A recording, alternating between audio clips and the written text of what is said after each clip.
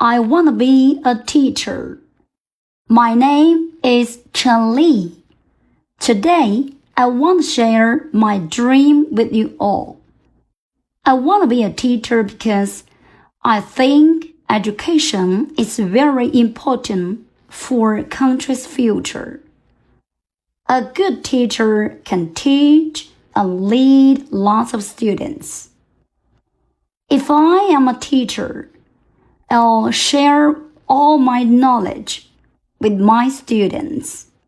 I'll help them open their eyes to see the world. And I'll listen to their thinking and feeling.